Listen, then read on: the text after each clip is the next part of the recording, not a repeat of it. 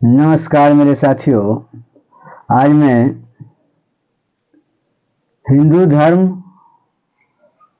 पर और कुछ इनके कारनामे के बारे में विशेष चर्चा करने जा रहा हूं। हिंदू धर्म कोई धर्म नहीं है। हिंदू एक अल्पसंख्यक है। हिंदू एक अल्पसंख्यक धर्म है, क्योंकि इसमें 80% जो है से शूद्र है। 80% जो है वो शूद्र है, दलित है, बहुजन भाई है, मूल निवासी है, ये सब है। तो अगर शूद्रों को उनका पुराना इतिहास को बताया जाए, दोहराया जाए, पुनरावृत्ति किया जाए, तो पता चलेगा क्या, जो सारा के सारा मूल निवासी बहुजन समाज शूद्र दलित ये बौद्ध धर्म बन जाएंगे, निश्चित रूप से बौद्ध धर्म बन जाएंगे। यदि इनका इतिहास पता चल जाए कि हमारे पूर्वजों को और आज तक और भविष्य में आने वाला, इसके साथ यदि हम रहे इस अल्पसंख्यक धर्म के साथ, तो हमको दिनों दिन पीढ़ी दर पीढ़ी शोषण करते रहेंगे। तो इनको इतिहास को सही जानकारी नहीं है। जिस दिन इतिहास इनके सामने आ जाएंगे और इतिहास को बारीकी से पढ़ेंगे, उस दिन से इसमें शेरनी का खून दहाड़ना शुरू हो जाएगा। अपने अधिकारों को वो समझ जाएंगे और अंत में वो बौद्ध धर्म को ही स्वीकार करेंगे। तो हिंदू धर्म शूद्रों की मूर्खता पर टिका हुआ है। आज जो हिंदू धर्म को ढोलक के तरह बजा रहे हैं, गुनगुना रहे हैं और बाह्य आडंबरों से उजागर कर रहे हैं और ये मूर्खों को, बहुजन समाज भाई को ठग रहे हैं, वो इनके मूर्खता के कारण, बेवकूफी के कारण। जानते हो तुम्हारे पूर्वजों ने किस तरह का दंश झेला है। इस समय तुम्हारे पूर्वजों को शादी ब्याह होता था, तुम्हारे भाई बहन को, बेटी को शादी होता था, उस समय कौन से प्रक्रिया से गुजरना पड़ता था। शुद्धिकरण के नाम पर तुम्हारे बहू बेटियों को अवैध संबंध बनाता था ब्राह्मण। और ये मैं नहीं बोल रहा हूं, ये तुम्हारा धर्म बोल रहा है, तुम्हारा इतिहास बोल रहा है। तुम्हारा विरासत में जो मिला है इतिहास, ग्रंथों के माध्यम से तुम्हें गुलामी बनाया गया है, वो तुम्हें बता रहा है। शूद्रों की शादी होने पर दुल्हन को घर न जाकर, घर नहीं ले जाया जाता था और ब्राह्मणों के घर जाना पड़ता था। क्यों? वो कुछ आपको ब्रह्म जाल और भ्रम के भय से धर्म के आड़ में धकेल करके तुमको कमजोर किए हुए था और वही तुम्हारा धर्म बनता था और उसी धर्म के मुताबिक तुम चलते थे। तुम्हारे पास तो शिक्षा व्यवस्था नहीं थी, शिक्षा के अभाव था। हजारों वर्ष शिक्षा से तुमको वंचित रखा, जिसके कारण ब्राह्मणों का गुलाम बना रहा, वास्तविकता को समझता नहीं था। उन्हीं के बाद परम सत्य था, जो सब दिन तुमको सतयुग में घुमा करके, बुर्बक बना करके, बेवकूफ बना करके रखा गया। धर्म के आड़ में शुद्धिकरण के नाम पर ब्राह्मण 3 दिन तक शूद्रों की महिलाओं को, शूद्रों के महिलाओं को शारीरिक संबंध करता था, शारीरिक शोषण करता था, संभोग करता था। स्त्री का प्रथम अस्मिता, मान सम्मान ब्राह्मणों के दास्ता को स्वीकारता था और उसको फायदा उठा करके क्या करता था कि हमारे यहां आएगा तो शूद्र के बहू बेटी शुद्ध हो जाएगी, शुद्ध हो जाएगी, तब वो दूल्हा के पास जाएगी, तब उसका वंश अच्छा होगा, उसका संस्कार अच्छा होगा, उसका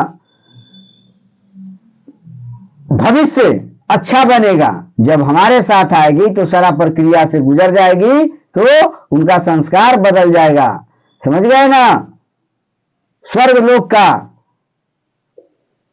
लोक का मतलब कि दिखा करके, आईना दिखा करके और शोषण करता था, संभोग करता था उस नई नवेली लड़कियों के साथ।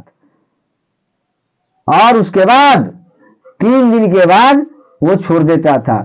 इसीलिए ना धर्म में देखते हो कि बहुजन समाज भाई शादी करता है तो शादी करने के 3 दिन बाद चौठारी करता है। चौठारी क्यों करता है? पहली रात में वहां जब विवाह होता था तो ब्राह्मण के यहाँ रख देता था विवाहिता लड़की को, और चौठारी 3 दिन के बाद चौथा दिन चौठारी होता था। उसमें गाना बजाना धूमधाम से स्त्रियां नाचती गाती थी, और ब्राह्मण के यहाँ जाता था, पैर पकड़ता था, और तब जाकर के उस लड़की को सुपुर्द करता था, तब वहां से लेकर के आता था। इस तरह के प्रथाएं बनाए हुए था, वो शोषण करता था। तो आप इस चीज को समझिएगा कब? आज भी उस प्रथा को देखने को मिल रहा है। जब तक आप सब सतर्क नहीं होइएगा तब तक जीवन भर इसका गुलामी खटते रहिएगा। इसलिए आप संयोग है कि ब्राह्मणों को खदेड़िए, ब्राह्मणी कर्म कांड को कोसों दूर अपने परिवार से रखिए। अपने बाल बच्चों को वो किताब मत पढ़ाइए, वो धर्म मत पढ़ाइए जिस धर्म में बहू बेटी को मान सम्मान की नजरिया से नहीं देखा जाता है।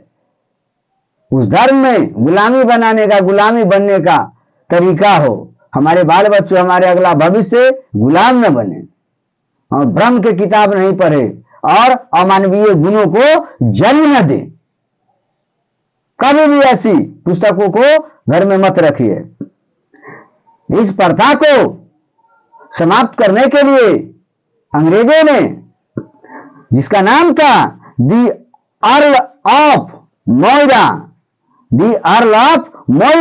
ने सन 1819 ईस्वी में कानून बनाकर अधिनियम संख्या 7 के तहत, अधिनियम संख्या 7 के तहत इस गंदी, घिनौनी और अमानवीय प्रथा पर रोक लगा दिया। तब जाकर के हमारा अस्मिता बच्चा, हमारा बहू बेटी को मान सम्मान बचा, नहीं तो आज वही दशा होता। और आप कहते हैं कि अंग्रेज गलत था। अंग्रेज गलत था? अंग्रेज तो इस बहुजन समाज मूल निवासियों के लिए क्या नहीं किया। ये उल्टा ब्रह्म ज्ञान को फैला करके और उसके अगेंस्ट हमको सबको रखा, खड़ा करवाया और उसको भगवाने का प्रयास किया, और अपना कानून, नियम कानून चलाते रहा।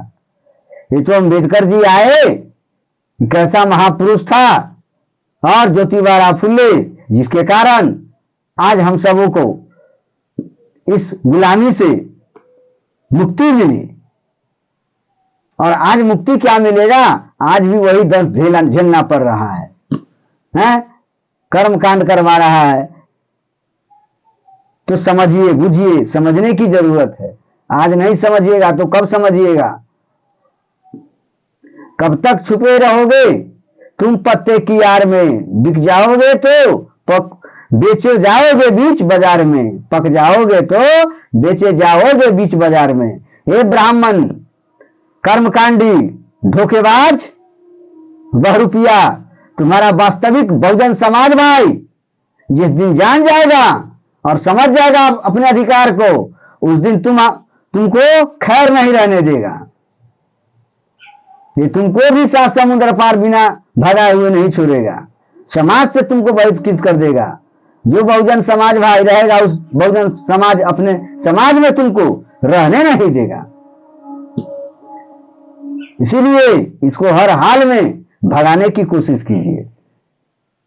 इस रोग से आप मुक्ति पाइए, नहीं तो ये आपको पीढ़ी दर पीढ़ी बर्बाद करते चला जाएगा। चलिए, मैं अपने विचारों को विराम देता हूं। अगले एपिसोड के लिए तैयार रहिएगा। मैं कुछ और विशेष बताने की कोशिश करूंगा। जय मूल निवासी, जय बहुजन समाज, जय पेरियार, जय भीम।